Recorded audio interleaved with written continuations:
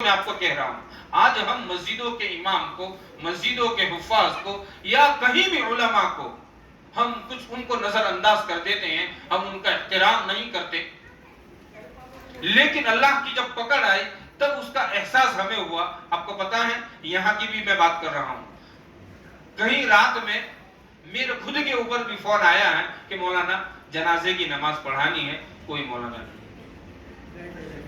ایک مرتبہ میں نے ایسا بھی ان کو کہا کہ میں نہیں آ سکتا، میری طبیعت خراب ہے، انہوں نے کہا ہم آپ کے گھر کے نیچے جنازے کو لے کر آتے ہیں، آپ وہی نماز پڑھا۔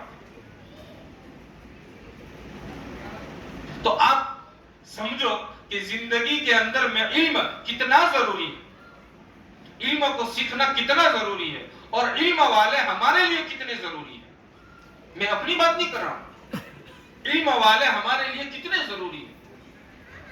الحمدللہ آپ حضرات میرے ساتھ تقریباً 100 سے کہیں اوپر ہمارا ایک گروپ ہے مسجد کا، اس کے اندر میں جڑے ہوئے ہیں، 1 سال اوپر ہو گیا یہ لاک ڈاؤن کے ذریعے سے۔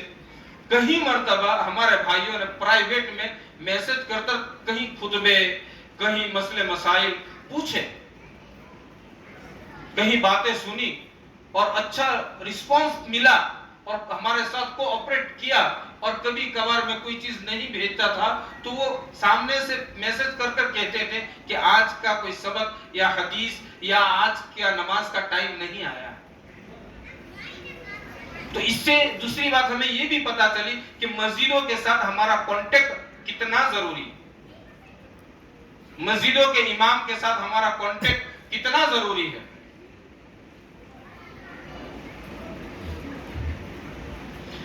یہاں تک کی کارگزاری کہ یہ 1 سال مکمل ہونے آیا، اس سے پہلے جو ہمارے اوپر حالات تھے اور ہم نے کیسے زندگی گزاری اور کس طرح گزاری اور کس طرح ہم گزار رہے تھے، اس کے مقابلے میں اللہ تعالیٰ نے ابھی جو ہمارے اوپر رحم فرمایا، ہمارے اوپر کرم فرمایا، تو اس کے اوپر ہمیں اللہ کا شکر ادا کرنا چاہیے۔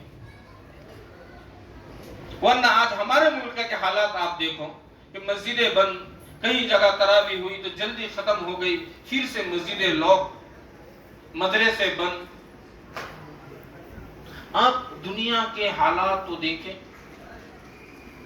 مثلا اکثریت ہمارے گجرات کی ہے، آپ جانتے ہیں کیسے حالات ہے۔ ابھی جس کا ذکر دعا میں بھی ہوا کہ قبرستانوں میں جگہ نہیں ہے، لوگ گورنمنٹ کے پاس مانگ رہے ہیں کہ ہمیں جگہ دے دو دفنانے کے لیے۔ ہاسپٹلوں میں جگہ نہیں ہے، ہماری مسجدیں ہاسپٹلوں میں تبدیل ہو رہی ہیں، اسکولیں تبدیل ہو رہی ہیں۔ آپ حالات تو دیکھیں۔ تو یہ اللہ نے جو زندگی دی، ہم اس کی قدر کریں۔ یہ جو راتیں ہیں، یہ جو دن ہیں، یہ بار بار نہیں آئیں گے، نہ ہمیں ملیں گے۔ لوگ ایسا کہتے تھے کہ ہم نے پوری زندگی کا ساز و سامان خرید لیا اور رکھ لیا ہے، ہمیں کوئی نقصان نہیں پہنچا سکتا۔ میرے اللہ نے ایک چھوٹا سا وائرس بھیجا، اللہ نے ایسی پکڑ کری اور ایسا پکڑا اور ایسا دنیا کو ہلا دیا کہ آج دنیا مجبور اور بے بس ہو کر پڑی ہوئی ہے۔ جو ساز و سامان، جو حفاظت کا ہم نے لیا تھا، جو دنیا اس کو لے رہی تھی، جس کو ویکسین کہتے ہیں کہ اس کو لگوا لو آپ کی حفاظت ہو جائے گی، اللہ کا نظام ایسا آیا کہ وہ لگانے کے بعد بھی لوگ مر گئے۔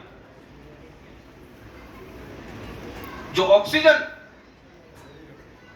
جس سے کہا کہ آپ کی زندگی بچے گی، اللہ نے اسی کو موت کا سبب بنا دیا۔ میرے اللہ دکھلا رہے ہیں قدم قدم پر، موڑ موڑ پر، جگہ جگہ اللہ دکھلا رہے ہیں۔ اللہ تعالیٰ مجھے آپ کو عمل کرنے کی توفیق عطا فرمائے۔ میرے بھائی، یہ شب قدر کی جو رات ہے، حدیث پاک میں آتا ہے، اللہ کے حبیب جناب محمد رسول اللہ صلی اللہ علیہ وسلم نے فرمایا کہ شب قدر کو آخری عشرے کی، رمضان المبارک کے آخری عشرے کی طاق راتوں میں تلاش کرو۔ اب کچھ طاق راتیں تو چلی گئی، آج کی باقی ہیں، پرسوں کی باقی ہیں۔ میں تو کہتا ہوں ابھی جو آج کی رات، کل کی رات، پرسوں کی رات، اس کے اندر میں ذکر و اذکار کر لو، توبہ استغفار کر لو۔ اللہ جو توفیق دے، 2 رکعت 4 رکعت اللہ توفیق دے 100 مرتبہ 200 مرتبہ 300 مرتبہ استغفار پڑھ لو اور اللہ کے سامنے معافی مانگو.